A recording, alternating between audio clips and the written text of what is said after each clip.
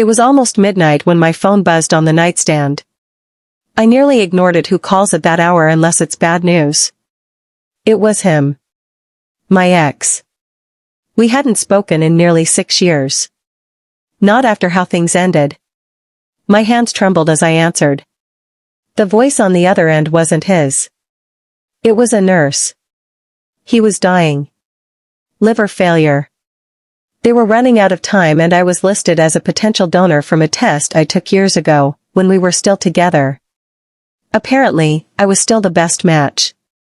I stared at my husband sleeping beside me, clueless and peaceful. In that moment, something inside me twisted. I got out of bed, packed a small bag, and left a note that I was going on a sudden work retreat. At the hospital, I signed the forms without hesitation. I didn't call anyone. I didn't explain. Why? Because somewhere inside me, I still cared. Maybe not in the way I used to, but enough to try and save him. I was wheeled into surgery the next morning, my secret safe, for now. I signed the hospital papers. Without telling my husband. The pain after surgery was nothing compared to the anxiety gnawing at me. I lay in the recovery room, hooked to tubes, drifting in and out of sleep. Every beep from the monitor felt like it echoed the lie I was living. My husband thought I was at a team-building retreat in the countryside. I texted him between nurse visits. Long day, lots of meetings. Barely any signal here. We're going hiking tomorrow. No phones allowed. He replied with heart emojis and miss you messages. Each one stabbed me. But in the quiet moments when I heard my ex's weak breathing down the hall, I felt something I didn't expect. Peace. Not love. Not longing. Just peace. I had done something selfless. Something big. 3 days later, I was discharged. I made it home with my story intact, or so I thought. I was unpacking while my husband made dinner. I didn't hear him come in behind me. Then I heard his voice low, confused.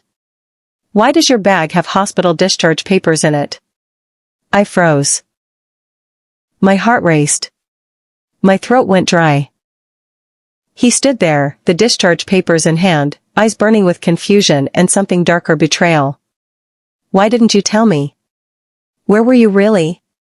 His voice cracked, trembling. I swallowed hard. No use hiding now. I was the donor. For my ex. The words felt like a punch to my own chest. His face changed, disbelief twisting into rage.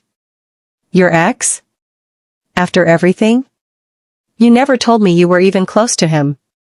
I tried to explain how it was an emergency, how I was the only match, how he needed me. But none of it mattered. His jaw clenched. His hand shook as he grabbed a suitcase. I don't even know who you are anymore. He stormed out, leaving me with silence louder than any scream. The house felt emptier than ever.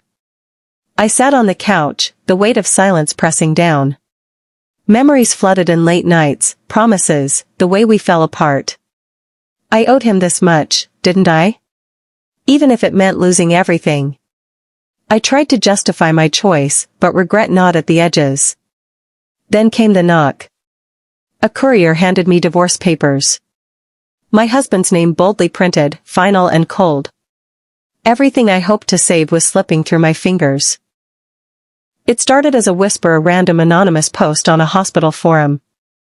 Wife donates part of her liver to ex without telling husband. He files for divorce.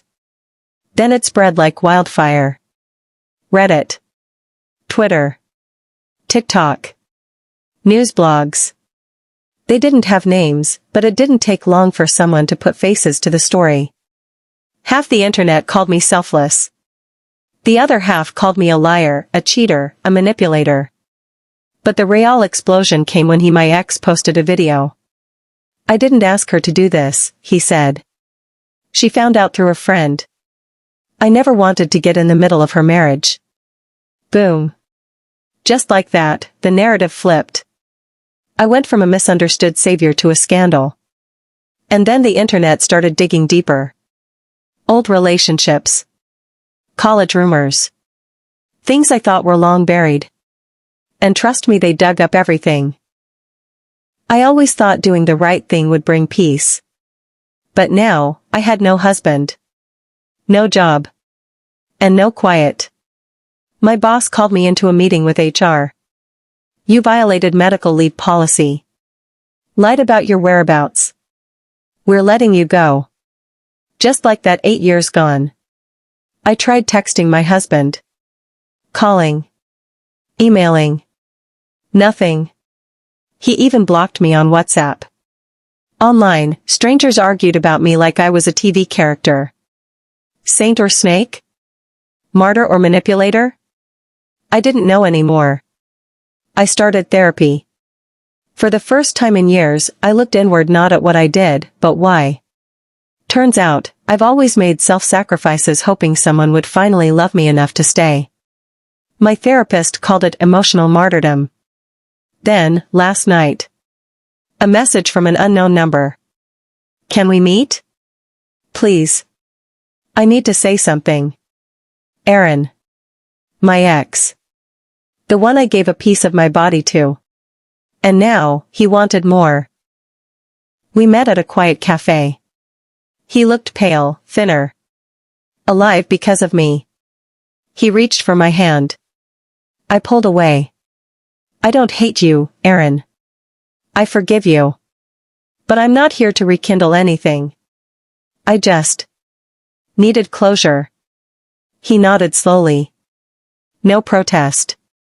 Maybe he finally understood. I spent years trying to prove I was enough for someone, I said. And now I realize. I never needed to. We sat in silence for a few minutes.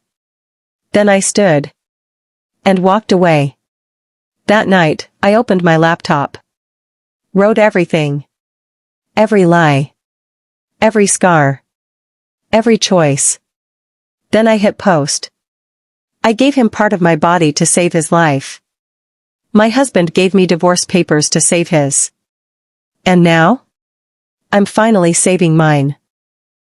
Some stories aren't written for sympathy. They're written for release. For that woman who keeps giving until there's nothing left. For the one who confuses sacrifice with love, silence with peace, and pain with purpose. If you've ever lost yourself trying to fix someone else, this story is for you. Not every wound bleeds. Some wake you up. And sometimes, walking away is the loudest way to reclaim your life. So if this story moved you, helped you, or made you feel seen, don't leave quietly. Subscribe, share, and join this journey of raw, real healing. Because out here, we're not perfect. But we're finally choosing us.